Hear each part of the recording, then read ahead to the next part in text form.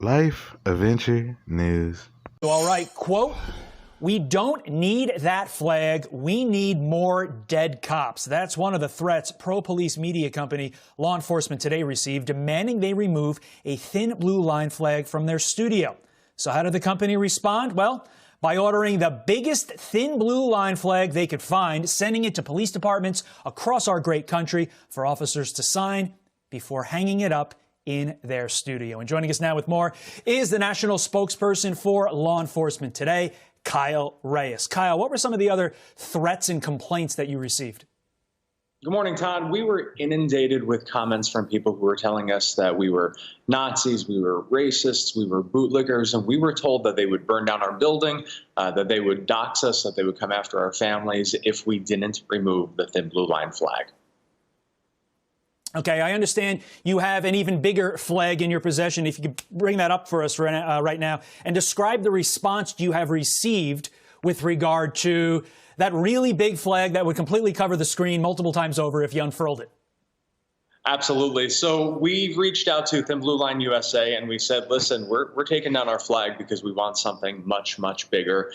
We announced on Instagram and that we were going to be sending it out to police departments across the country. And I'm going to be honest with you, we weren't expecting to get over 100 departments in the first 15 minutes reaching out wanting to be a part of it. Kyle, what message does this send to cancel culture?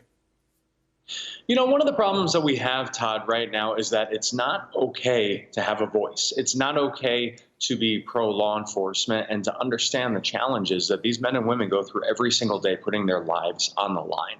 And so we're told that if you support law enforcement, that you are a racist. And the reality of it is that you can be both. You can believe that all lives matter. You can believe that Black lives matter, but you can also still stand behind law enforcement. So we're here today to simply say it's okay. It's okay for Americans to stop being the silent majority and to stand up and to start fighting for what's right.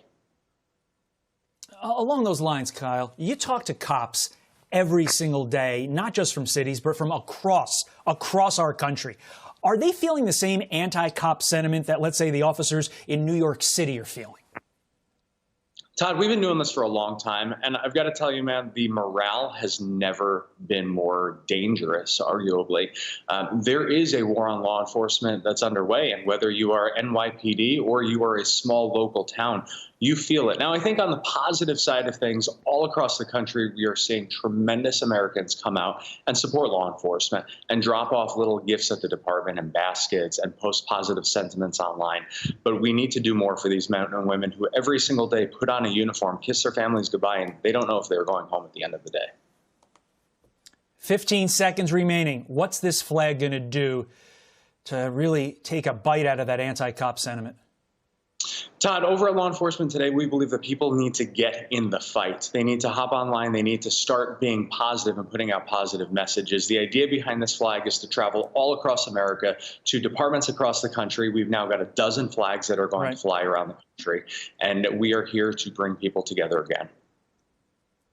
Kyle Reyes, thank you so much. As always, keep up the good work that you're doing supporting our cops. We appreciate it.